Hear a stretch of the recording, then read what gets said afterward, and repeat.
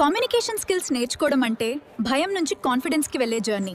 మొదట్లో ఎవరికైనా stage fear ఉంటుంది, కానీ ప్రాక్టీస్ చేస్తే ఖచ్చితంగా ఇంప్రూవ్ అవ్వచ్చు.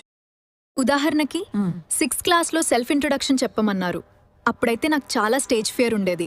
వాయిస్ షేక్ అయ్యే సిచ్యువేషన్, ప్రాపర్లీ మాట్లాడలేకపోయాను. ఫస్ట్ అటెంప్ట్లో నేను ప్రాపర్గా ఇంట్రడ్యూస్ చేసుకోలేకపోయాను.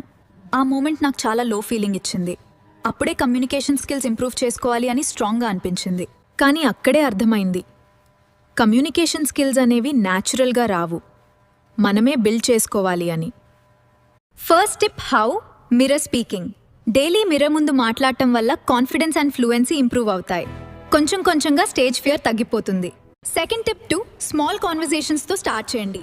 ఫ్రెండ్స్తో, క్లాస్మేట్స్తో మాట్లాడటం స్టార్ట్ చేస్తే స్లోలీ స్పీకింగ్ కాన్ఫిడెన్స్ ఇంప్రూవ్ అవుతుంది.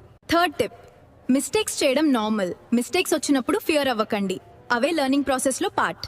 Fourth tip means, jam sessions, group discussions లాంటి వాటిలో పార్టిసిపేట్ అవ్వండి. అక్కడ real time thinking and speaking skills improve అవుతాయి. అలాగే స్లోలీ కాన్ఫిడెన్స్ కూడా బిల్డ్ అవ్వడం స్టార్ట్ అవుతుంది. ప్రాక్టీస్ స్టార్ట్ చేసిన తర్వాత స్లోలీ కాన్ఫిడెన్స్ బిల్డ్ అవ్వడం స్టార్ట్ అవుతుంది.